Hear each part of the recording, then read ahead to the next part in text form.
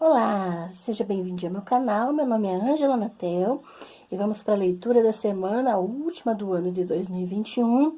E quero fechar esse ano com uma leitura do livro Políticas da Inimizade, do Achille Mbembe, que é um filósofo camaronês.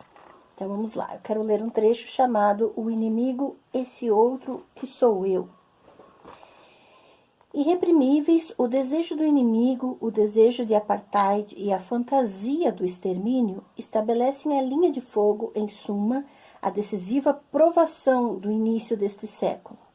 Vetores por excelência da acefalia contemporânea obrigam por todo lado os regimes democráticos a feder da boca e, num delírio grosseiro, a viver como bêbados. São estruturas psíquicas difusas e, ao mesmo tempo, forças genéricas e passionais. Marcam o tom afetivo dominante do nosso tempo e agudizam muitas lutas e mobilizações contemporâneas.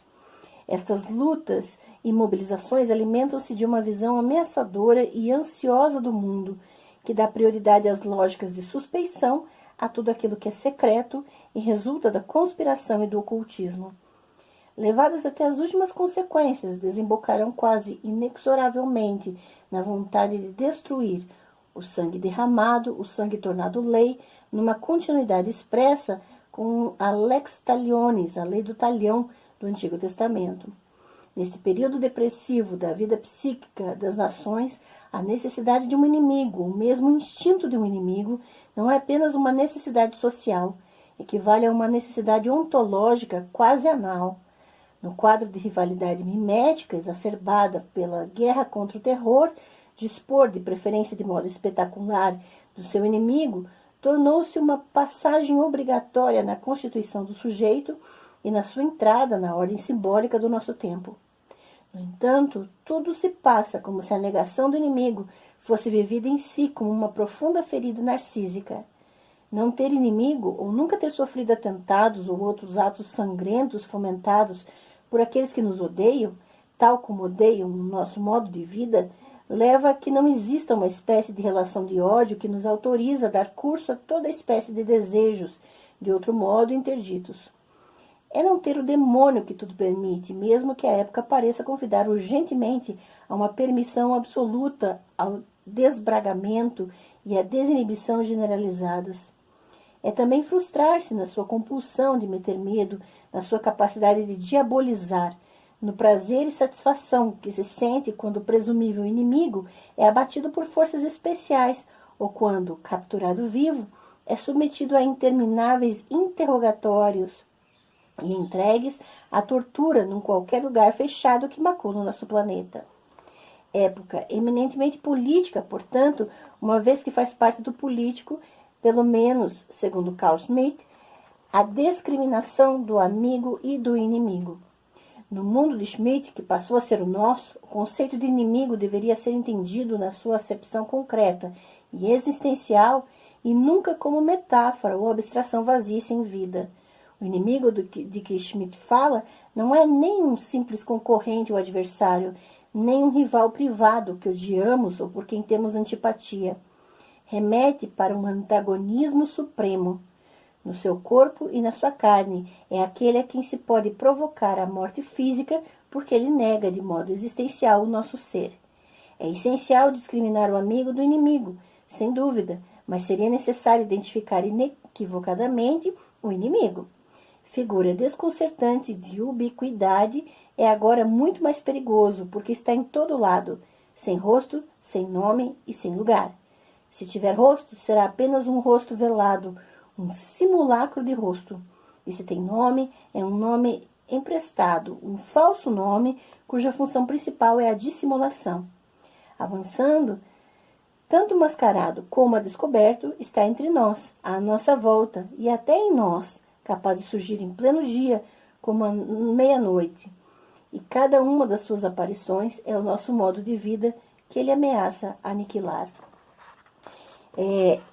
Esse livro é fantástico em todos os sentidos. A Mbembe, ele vai abordar a questão do racismo e de como a branquitude e o mundo em que vivemos acaba usando a luta contra o racismo como uma justificativa para o racismo, como se isso fosse um desejo de vingança, o antirracismo, né? E essas questões de inimizade, de postular um inimigo, de criar essa necessidade de oposição constante, é algo que permeia a nossa sociedade. E é preciso pensar a respeito em todos os sentidos. É claro que essa leitura breve não faz jus a toda a obra, é preciso lê-la por completo para emitir opinião. Por isso não adianta vir aqui dizendo, olha, você está falando uma coisa que você não entende, porque na verdade não é possível, em poucos minutos, você explanar completamente o desenvolvimento das ideias do Mbembe. Mas é importante começarmos a refletir sobre as estruturas racistas da nossa sociedade, essas estruturas da necessidade de se cancelar, talvez o termo não seja apropriado, né? Porque cancelar hoje tem um referente específico por causa das redes sociais, mas a questão de anular o amigo do inimigo e se fazer todo um simulacro de imagens opositoras, né? E o Mbembe vai desenvolver muito essa ideia, tratando das relações hoje, dos regimes psíquicos que permeiam e que fundamentam a moralidade das massas. E nesse sentido nós precisamos começar a abrir os nossos olhos, a estarmos atentos a essas estruturas que são estruturas de poder. Então fica aqui a dica, a última dica de leitura de 2021.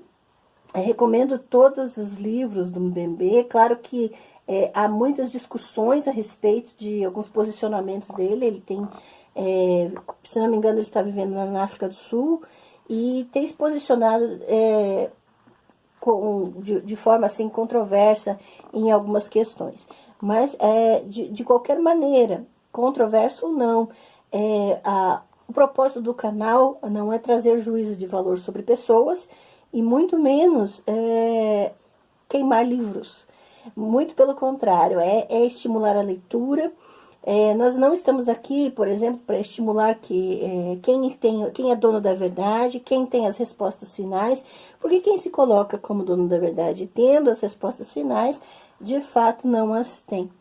E fica aqui a dica do canal. Muito obrigada por esses 2 anos de canal, de acompanharem o trabalho. Se você quer apoiar com qualquer valor, aqui na descrição você vai encontrar os meios para isso. Tenha um feliz ano novo e nos vemos em 2022.